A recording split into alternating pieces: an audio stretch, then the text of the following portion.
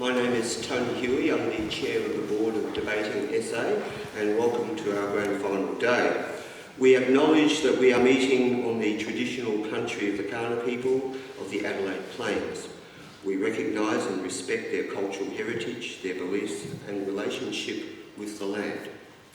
As Chair of the Board of Debating SA, it's my great pleasure to welcome you to the 2015 Debating SA Grand Final.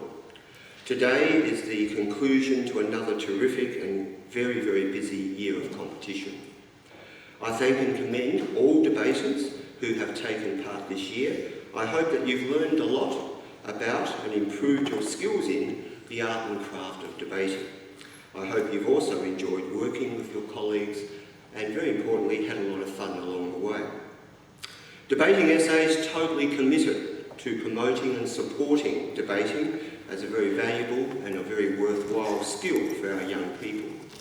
This year we've had a record 196 teams representing 56 schools across the government, Catholic and independent sectors.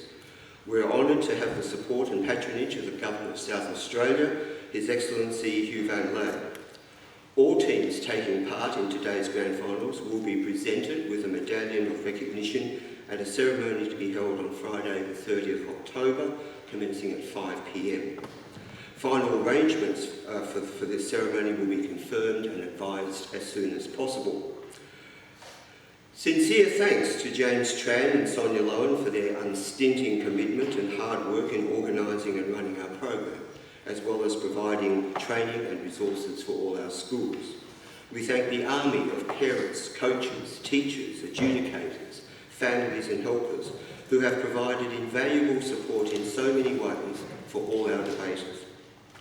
We thank all our host schools for so generously making available their facilities and staff so that we can hold our debates. We're very grateful to the Honourable David Spears, Member for Bright, along with his parliamentary colleagues for kindly and generously facilitating our use of this facility today. We're very fortunate to have David with us for a short time this morning to be present for the first debate. But I'd like to just say a few things about David and his role in the Parliament. He is the state member for Bright. He was elected as a member to that seat in 2014. He's strongly committed to the environment, economic development, particularly small business, and serving the community. He has professional experience in the public, private and not-for-profit sectors, including being National Director of the Duke of Edinburgh Award Scheme and the Deputy Mayor of the City of Marion. He believes in rolling up his sleeves and getting involved in the work that needs to be done. In 2012, David was named Young Community Leader of the Year in the prestigious Channel 9 Young Achievers Award. He is also a volunteer surf lifesaver. David entered the South Australian Parliament at the age of 29 and is the second youngest new member to this House. He was born in rural Scotland and moved to Adelaide's southern suburbs with his family when he was 17. So it's an amazing career of service to our community. It's my great pleasure to welcome David and invite him to address us briefly.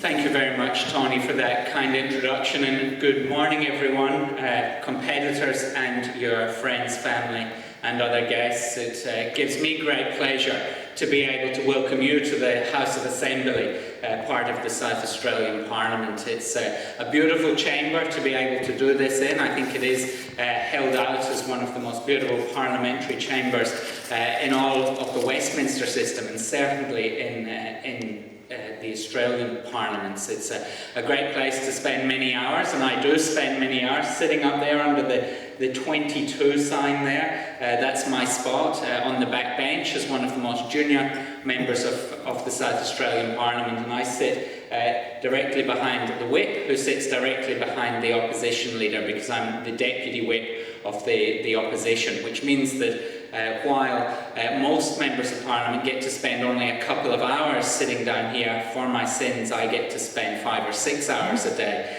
And that's a great apprenticeship, but it also can be quite boring at times, to tell the truth.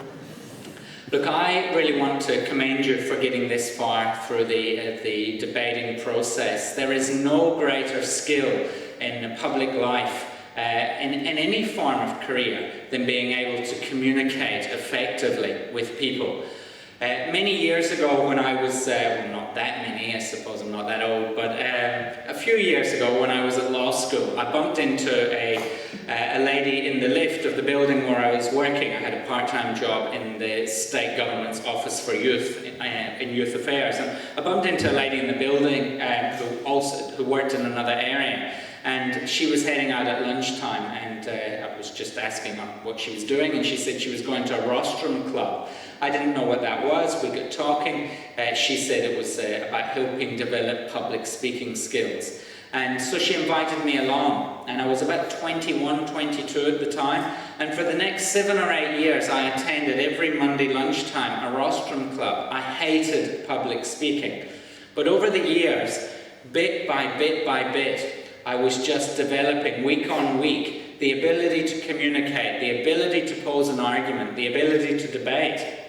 And so I found myself with public speaking skills, and I cannot emphasise enough how useful that is. Not just to be a member of parliament, and I stand up the front at events all the time and speak, but no matter what your background, whether you work in a trade or you're president of the local sports club, or you end up working in business or the public sector, being able to construct an argument, being able to talk to people, even if you've got a very unusual accent like mine, being able to communicate is one of the greatest skills you will ever have in life. So I thank you for getting this far, for committing to learning how to communicate, honing those skills of debating, and I wish you all very well in today's competition. Enjoy being here in the House of Assembly in South Australia's Parliament.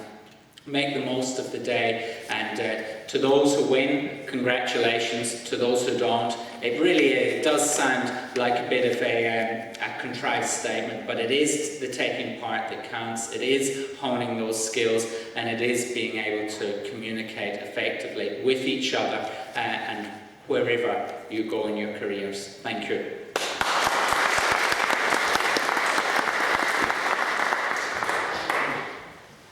Thank you very much, David, and again thank you to you and your colleagues for your support of Debating SA. As he said, what better place on this glorious day to be, other than the MCG, to hear our top debaters than in this, our House of Assembly chamber in the Parliament of South Australia. It stands as a wonderful and a very powerful symbol of democracy, free speech and debate. So all the very best to our two grand final teams today. I'm sure we're in for a very enjoyable and engaging exchange. Without further ado, best of luck to both teams, and let the debate begin.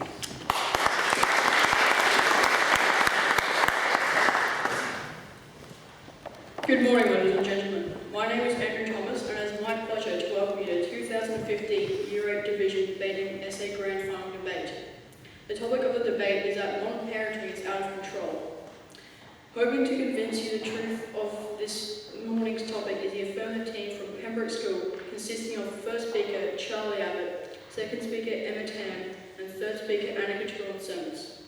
Trying to show you that this morning's topic is false is a negative team from Prince Alfred College, consisting of first speaker Yash Yuri, second speaker Spash Turi, and third speaker Seren Pereira. This grand final debate will be judged by a panel of 5 adjudicators who are Ms. Alicia Yan, Mr. Mitchell Broker, Mr. Patrick Moritz, Mr. Sean Cohen McAskill, and Ms. Talia Admiral.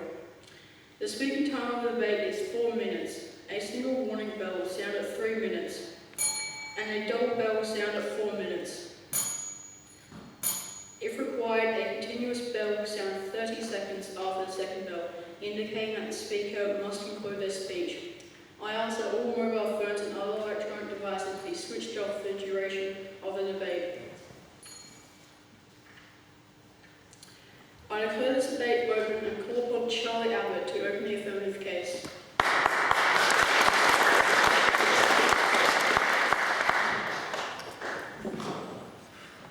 Good morning, ladies and gentlemen.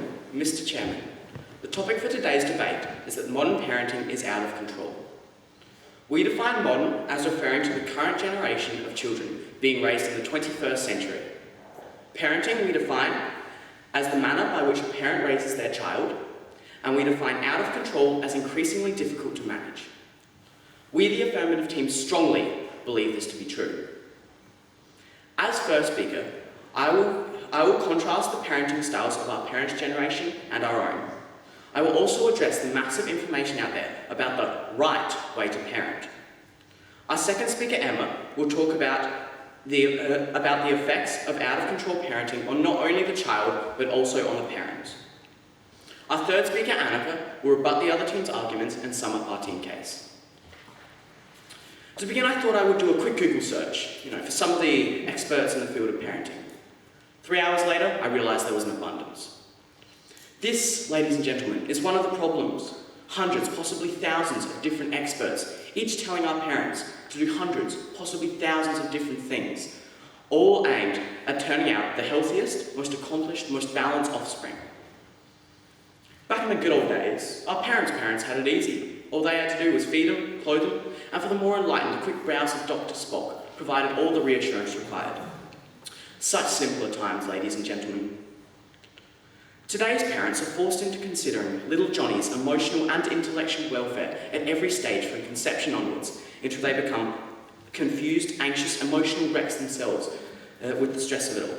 Out of control, or what? The media has a lot to answer for. Our parents are bombarded with conflicting information, wanted or unwanted, on every aspect of parenting. Only last weekend, a double-page spread in the Advertiser discussed the pros and cons of giving children toys. Parenting blogger and PhD candidate Danae Barahona promoted the benefits of providing a minimalist, uncluttered space to stimulate imagination, while social analyst David Chalk pointed out that too many toys were not actually the problem, but rather the mindset with which they were delivered. Meanwhile, psychologist Simon Andrews denounced the use of video games and the internet by children. How are parents supposed to sift through the mountain of parenting advice out there? Parents naturally want to do what is best for their children. So when today's parents want advice on the benefits of extracurricular activity, what do?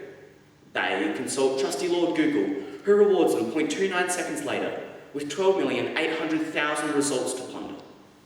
Their own parents, however, might have discussed it for 5 minutes over the garden fence with the neighbour, or perhaps a casual chat about it to the local postman, but certainly wouldn't have lost any sleep over achieving the right balance. Ladies and gentlemen, the days of describing parents as merely strict or lenient are over. Parenting styles now come with titles and definitions. Helicopter, snowplow, narcissistic, toxic, hovercraft parenting are merely 5 of the names that describe the often parodied parenting methods of the 21st century.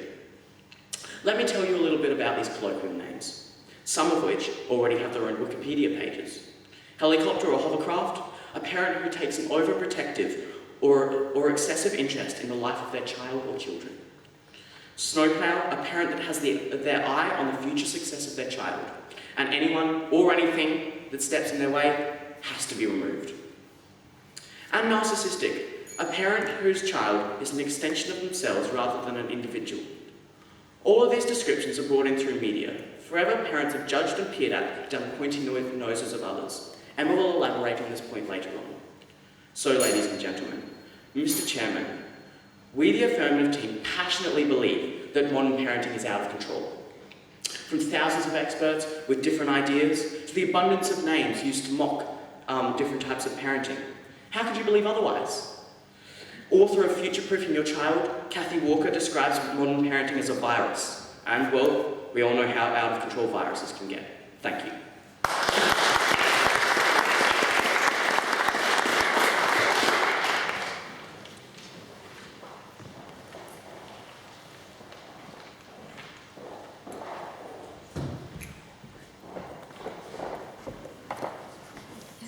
It doesn't seem to be working because when you push down, it just kind of...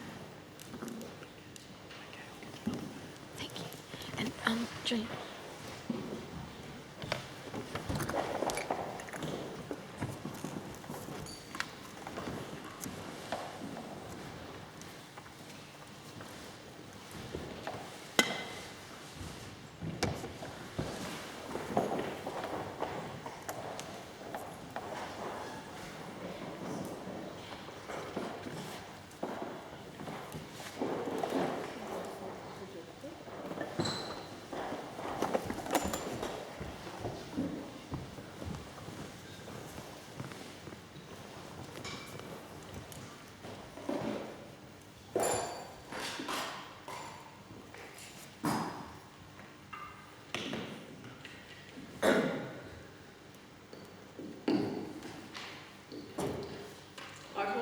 Yash Yuri to open the negative case.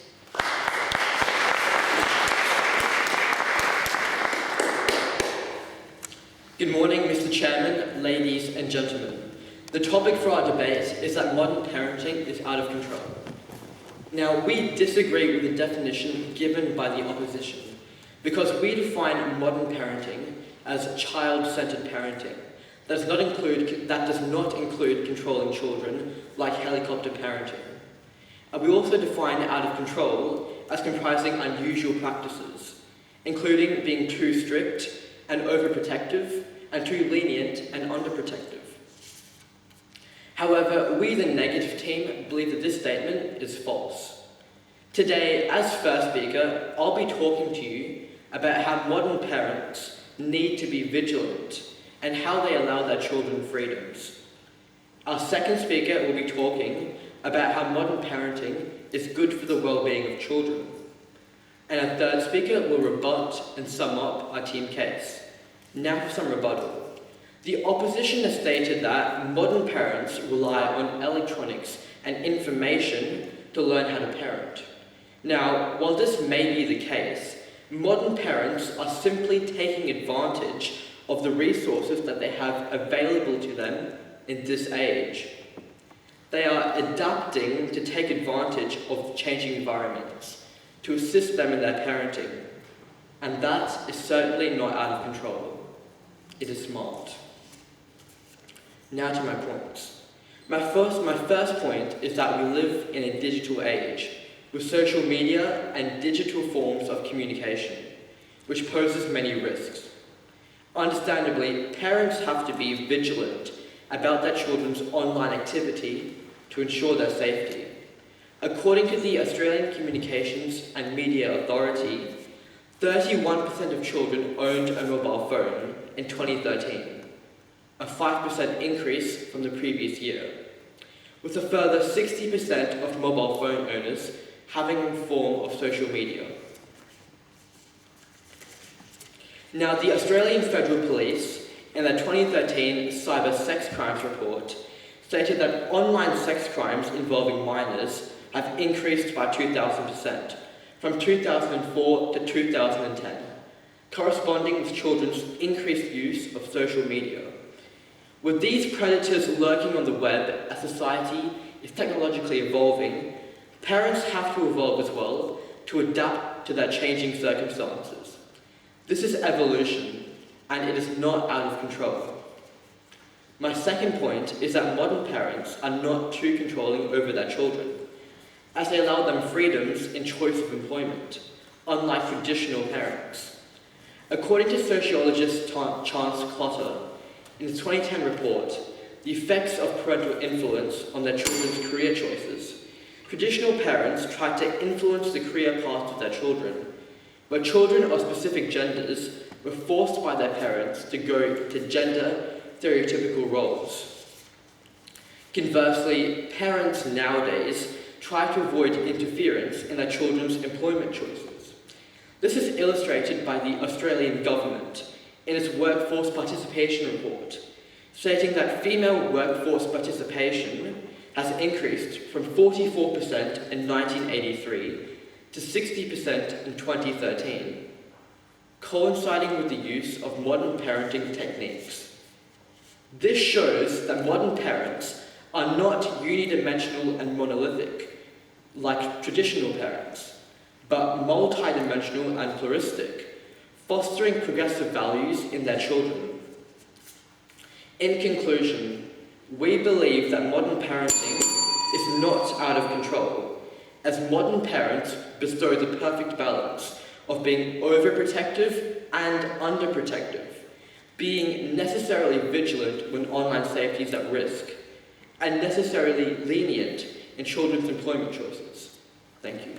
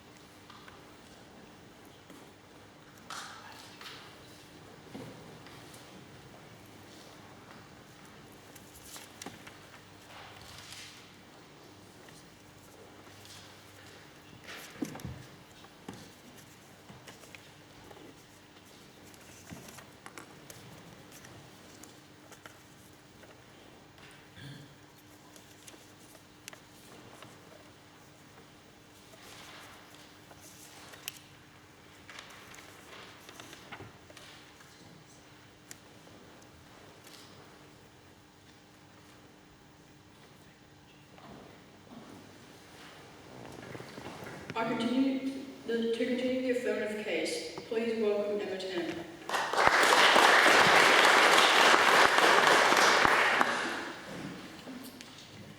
Good morning, ladies and gentlemen, Mr. Chairman. The topic for today's debate is that modern parenting is out of control. We, as the affirmative team, strongly believe this to be true. We again disagree with the written definition, as modern parenting is simply parenting in the modern age and cannot exclude any styles of modern parenting. The opposition has tried to tell you that parents are simply adapting to the digital age, and this is a good thing. We would like to argue that this is exactly what is out of control.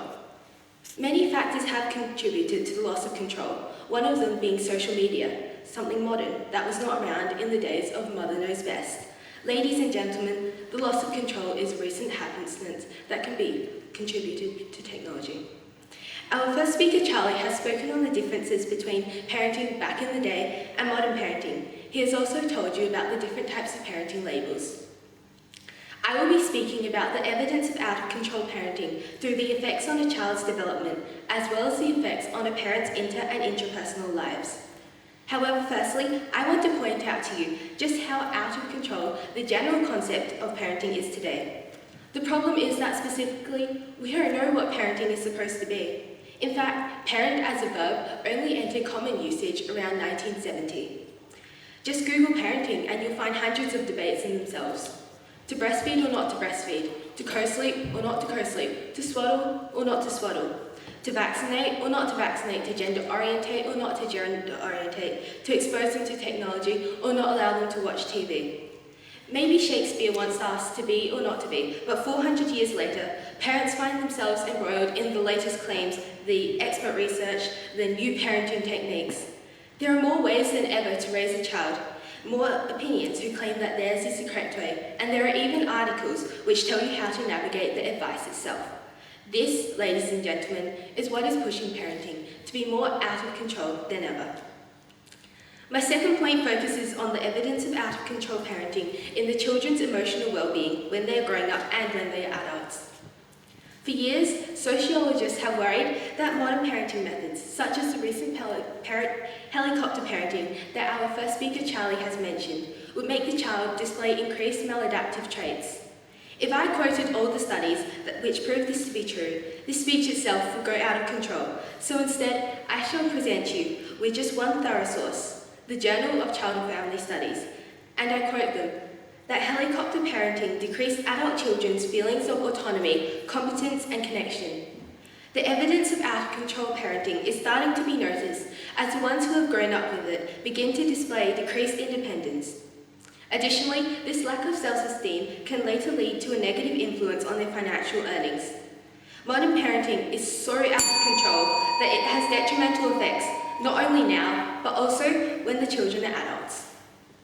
My third point is that evidence that modern parenting is out of control can be found in not just the effects on the child's development, but arguably even more so on the effects on the parents.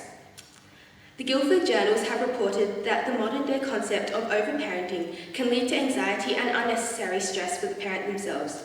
Additionally, new research by Margaret Nelson, a professor of sociology, shows that it is not just the children who suffer from out-of-control parenting, but also the parents. They become so focused on their kids that their marriages can suffer. They spend less time with their friends and are often deeply unhappy as a result. If modern parenting can have this effect on not just the kids, but also the parents, then it is undeniably out of control.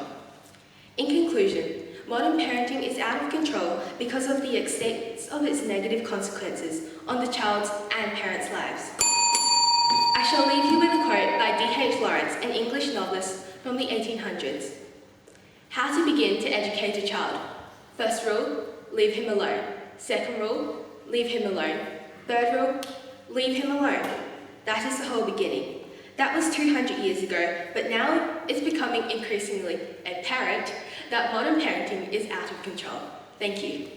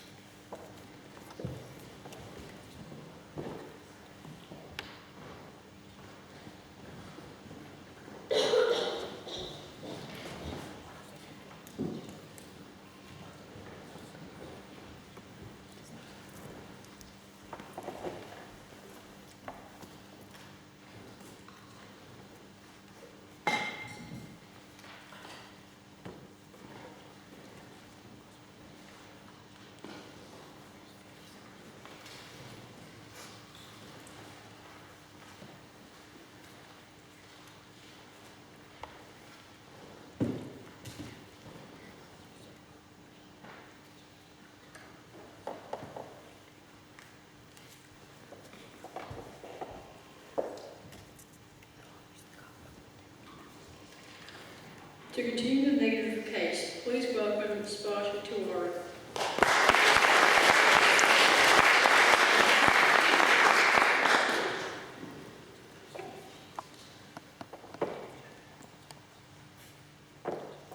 Good evening, Chairperson, ladies and gentlemen. The topic for our debate is that modern parenting is out of control. We, the negative team, believe that this statement is false. Our first speaker stated how modern parents need to be vigilant and how they allow children freedom. I will be highlighting two further points. The second speaker of the affirmative team disagreed with the definition set by us. However, we are going with the definition set by Dr. Margaret Nelson from the Val State University, and we will continue to utilise our redefined definition. She also said that modern parents lose inter- and intrapersonal relationships. In the time of traditional parenting, there was one breadwinner, while the majority of modern parenting is comprised of double-income families. Modern parenting is about equal between both parents and relationships not disassociating, but merely a means to provide for the child's future. Furthermore, the opposition stated that modern parenting can smother a child's development and can decrease their independence. Modern parenting is not smothering children. It is nurturing and fostering child's development to ensure that they achieve their full potential in a relatively and safe and comfortable way. My first point is how modern parenting does not have a negative influence on a child's education. For a modern parent prying into their children's academic lives, they are not out of control, but this combination of commitment and active participation is what makes an involved parent, says Dr. Jerry Labham, psychologist at Val State University, in a thesis. It has been proven that parental involvement from modern parents produces measurable gains in student achievement, says Professor Ann Dixon in a thesis published in the NACCP Bulletin. This clearly shows that unlike the concept of out-of-control parenting, modern parents are producing the opposite educational effects on their children, revealing that they are not helicopter parents. Moreover, modern parents are not prying into their children's lives on their own accord, but instead are involving themselves in their children's education in conformity to the law. The No Child Left Behind Act of 2001 sets the standard of parent involvement and states that parents must assist their child's learning. Modern parents are creating a partnership around student learning, and given the increased pressure to perform well on standard tests due to legislation such as the No Child Left Behind Act, parents are required to micromanage their child's education performance. At the edge of the spectrum on types of parenting lies helicopter parenting, and it is isolated and confined to one type of society. My second point is how modern parents do not interfere with the well-being of children. The importance for a modern parent to adopt a child-centered approach focused on the child's well-being is embedded in the Children and Young Persons Care and Protection Act of 1998, which stipulates that in any action or decision concerning a young person, the welfare, the well-being and safety of the child is an utmost paramount. Clearly, in a modern culture, parenting is regarded as vital for a child's well-being, and there is no dispute on whether modern parents are acting out of control, as they are acting in accordance to the law. This is further supported by Claire Ashton James, who stated in a 2013 thesis, a feature of modern parenting is child-centrism, the tendency for parents to prioritise their children's well-being above their own. Greater child-centrism is associated with great positive effect on the well-being of a child. Thus, modern parents are evidently not supporting the out-of-control method of parenting. So in conclusion, Chairman, ladies and gentlemen, we, the negative team, firmly believe that modern parenting is not out of control, because unlike out-of-control parenting, modern parenting does not have negative influence on education and does not interfere with the well-being of children.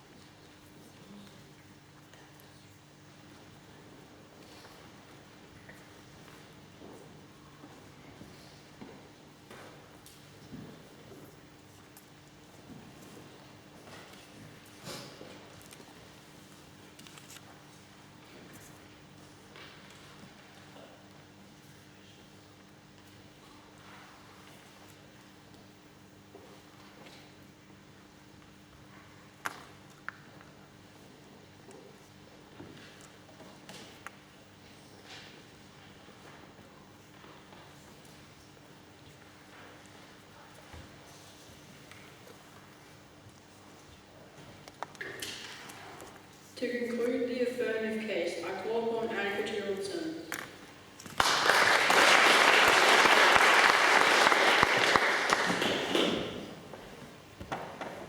Good morning, Mr. Chairman, ladies and gentlemen. The topic for today's debate is that modern parenting is out of control. We, the affirmative team, strongly believe this statement to be true. The first speaker has told us that parents need to be vigilant. A child is only a child if we treat it like one. Ladies and gentlemen, the level of control that parents have over their child is out of control. Children are perfectly capable of making independent choices without their parents breathing down their necks. In comparison, if we look at parenting styles such as free-range parenting, where parents have little to no discipline, the lack of control is what makes modern parenting out of control. We have lost a balance that was crucial to parenting. The first speaker has also told us that modern parents in this age take advantage of the resources available to them. While taking advantage of resources can be beneficial, when the resources out there contradict each other and only add to the confusion of parenting, one would better be off relying on oneself rather than on biased views. The second speaker has talked about parents' involvement. When does involvement go too far? According to a study by the National Library of Medicine that surveyed 882 children, 66% of students said that they desired a lot more free time. Involvement is an important factor in raising a child, but parents are becoming too involved. Hanging out with friends, reading a book, entertaining themselves. All these things will stimulate a child's brain and allow them to play with themselves. What's out of control is the level of control and involvement that parents are using on their children.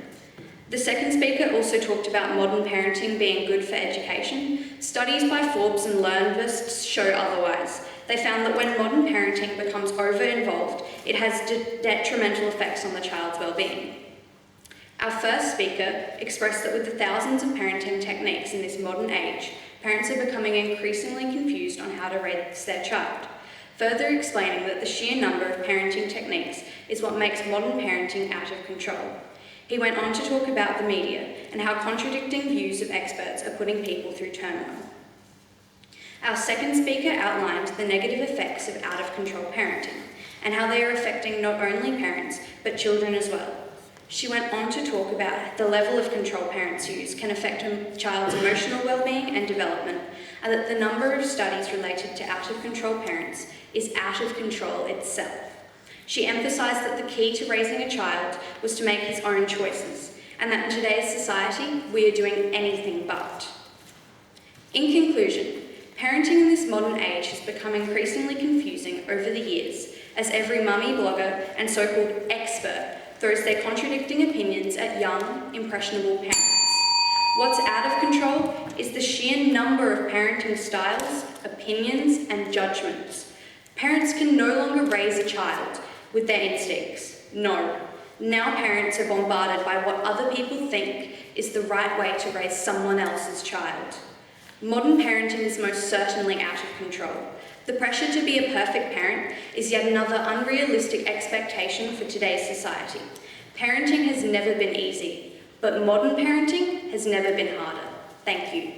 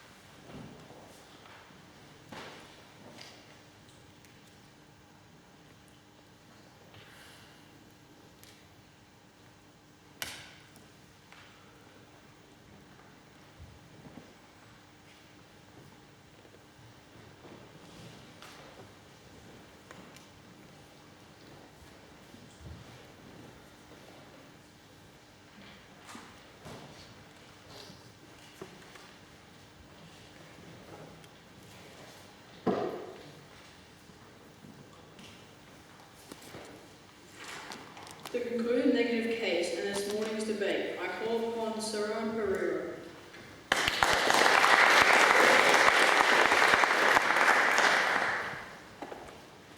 Good afternoon, Chairperson, ladies and gentlemen.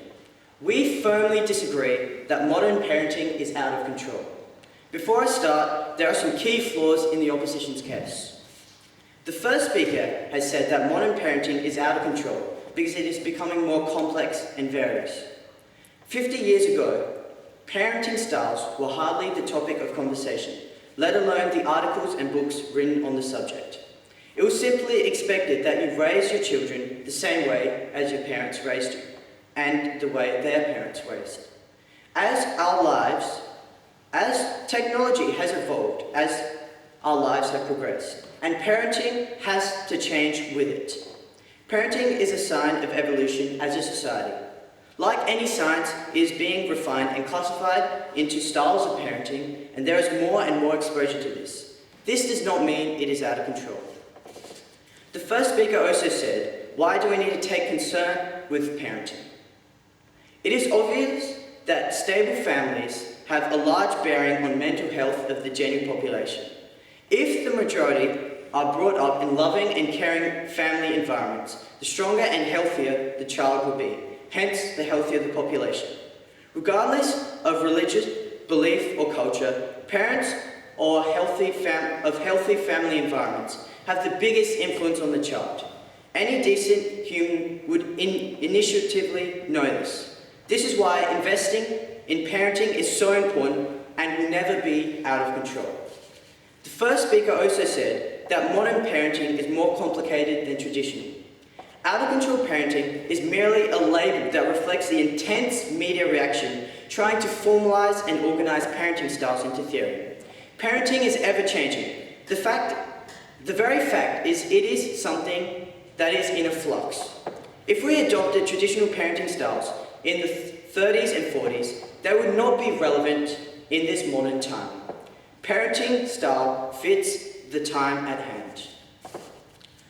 Furthermore, the second speaker said parents put their children's needs ahead of their own. Rather than criticize these parents, we should be supporting them.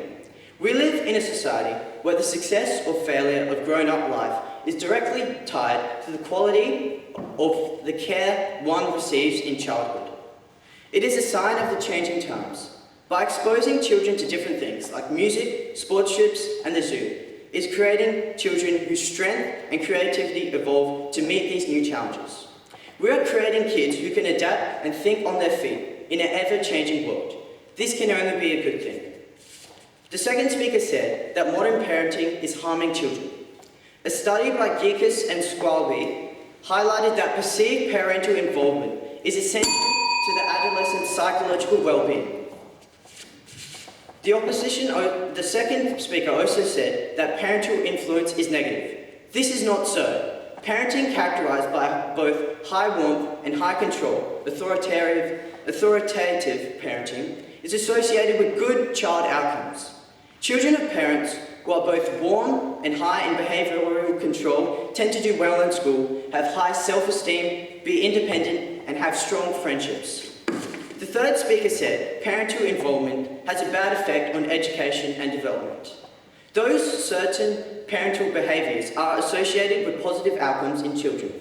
For example, studies have shown that adolescents whose parents provide high level of security and adequate supervision have high levels of social competence, college adjustment, and academic achievement.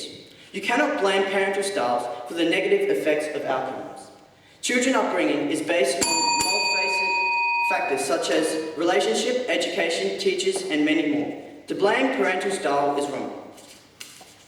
Our first speaker, Yash, highlighted two key points. Firstly, he said that modern parenting needs to be vigilant and they need to allow child freedoms.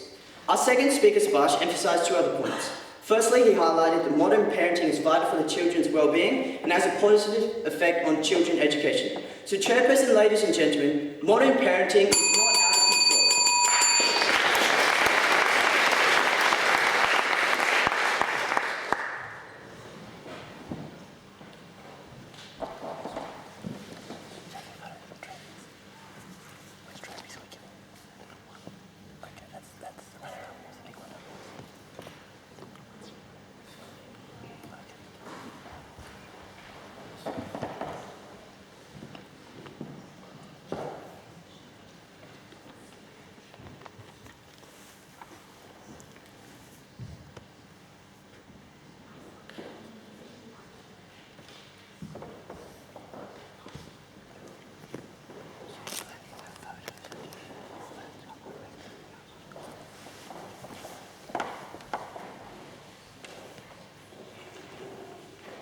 Ladies and gentlemen, while we're waiting for the adjudication results, at the conclusion of the debate, when the results are announced, there'll be an opportunity for both teams to stand out the front and be photographed with their coaches and teachers. If you'd like to take a photo, that'd be fine and terrific. Debating SA will also take some photos, so please take advantage of that opportunity if you like. So please wait until the adjudicators are ready to give their decision.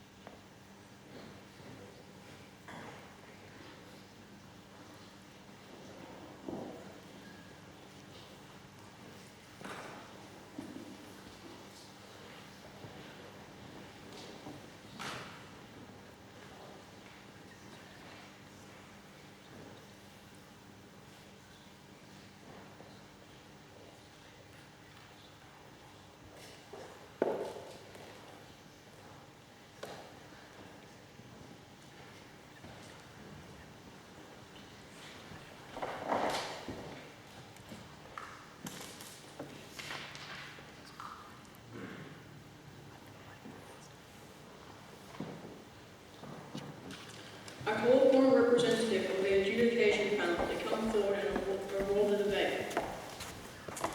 Thank you again to the family and friends for coming out today. On behalf of Debating SA and the adjudicators, it's fantastic to see a great audience here at Parliament House.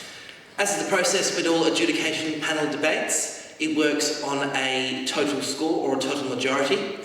And today I can say the decision was split, 3-2 in favour of the affirmative. Well done.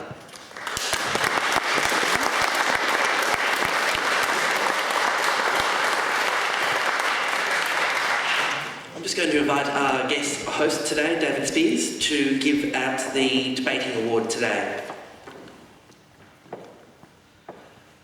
The adjudication panel decided to award the best speaker of the debate today to Claire Abbott. Well done.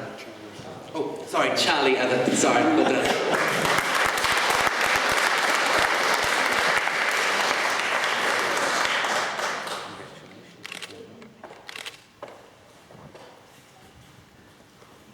I call upon a member from the run-up team from Prince Alfred College to give a vote of thanks.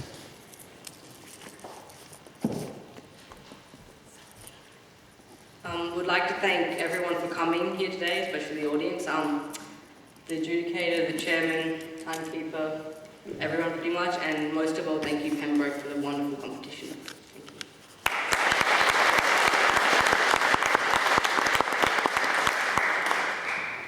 I call upon a member of the winning team from Pembroke School to second that vote of thanks.